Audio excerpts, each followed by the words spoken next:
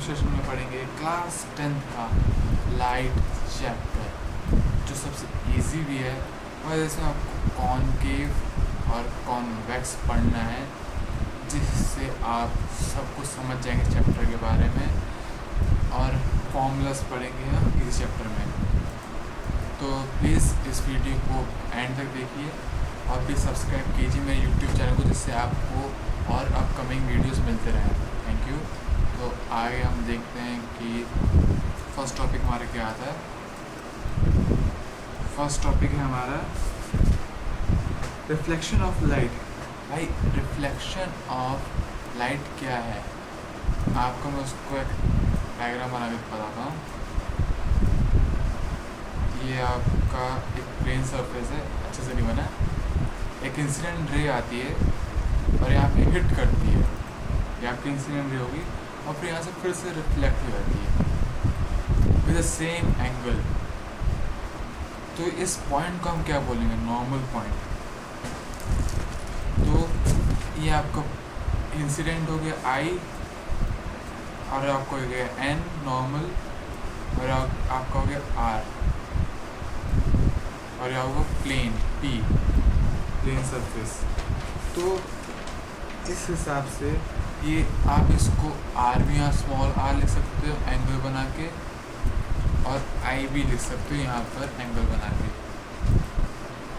तो the phenomena in which a ray of light after falling to plane surface return into the same medium is called reflection.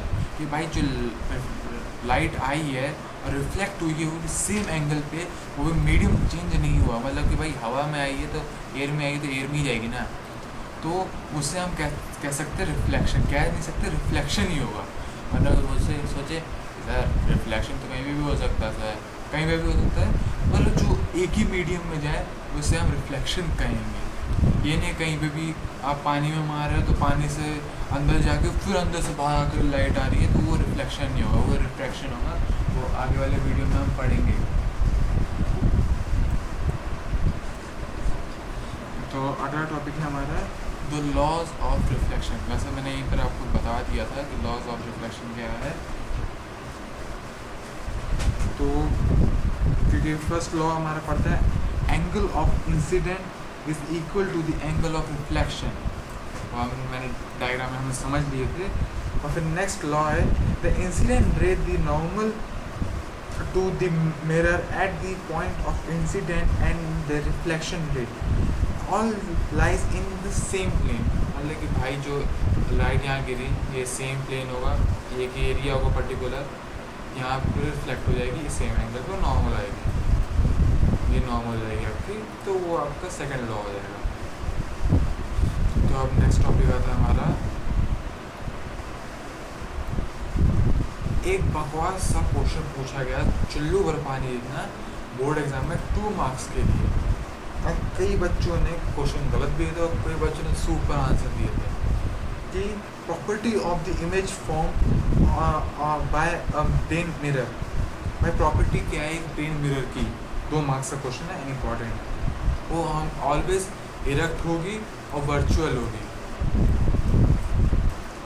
Erect मतलब कि हम अपना right दिखाएंगे तो उसका लेफ्ट होगा, और लेफ्ट दिखाएंगे उसका राइट होगा, इमेज का जो इमेज बनेगी वो। और जो ऑब्जेक्ट होगा उसका साइज हमारी बॉडी के इक्वल होगा। जैसे आप सुबह उठ के मिरर में अपने आप को देखते हो और अपने बाल संवारते हो, तो वैसे ही आप उसमें भी दिखोगे सेम। ये नहीं कि आप सुबह उठ कर थोड़े से मोटे हो गए हो, वैसे हो गए हो, पर आपकी बॉडी तो हुई नहीं है, तो ऐसा कुछ नहीं होगा, आप जैसे हो वैसे ही दिखोगे। तो नेक्स्ट इसकी प्रॉपर्टी है नेक्स्ट कि जो ऑब्जेक्ट का डिस्टेंस होगा मिरर से, जैसे मिरर है, ये ऑब्जेक्ट है और ये आप है। आप मतलब कि जैसे चिंटू है और चिंटू की इमेज यहाँ बन रही है, इसको हमने ऑब्जेक्ट ले लिया, तो ये सेम डिस्टेंस होगा x1 और ये होगा हमारा x2। सेम डिस्टेंस होगा, कुछ भी फेरबदल नहीं होगा। ये 5 है तो ये भी 5 होगा, ये 10 है तो ये भी 10 होगा, ये 1 है तो ये भी 1 होगा। तो इसमें पूरा सेम होगा। तो नेक्स्ट प्रॉपर्टी हमारी है the image is lateral invert. Image is lateral invert के बहुत सारे एग्जाम्पल है जो हम आगे बढ़ेंगे, बस इसे थोड़ा आप याद रखिएगा। तो अब नेक्स्ट टॉपिक पे आते हैं, स्फेरिकल मिरर। स्फेरिकल क्या होता है भाई? स्फेयर का भाई स्फेरिकल, और क्या? स्फेरिकल मिरर मतलब कि ये आपका मिरर हो गया कॉनकेव और उसका जो हमको दिखता नहीं हिस्सा वो वाला हो गया आपका spherical. The reflecting surface of spherical mirror may be curved in concave mirror inwards. मतलब कि जो ये पोर्शन दिख रहा है ना भाई, ये पोर्शन पूरा जो कर्व्ड है अंदर से, ये आपका स्फेरिकल मिरर हो जाएगा जो अंदर से कर्व्ड होता है। इसका सबसे बेस्ट एग्जांपल है आपका कॉनकेव लेंस जो इनवर्ड्स से होता है, नॉट आउटवर्ड्स। अब आउटवर्ड्स के लिए आपका हो जाएगा कॉन्वेक्स। कॉन्वेक्स में क्योंकि आउटवर्ड्स होता है नॉट इनवर्ड्स।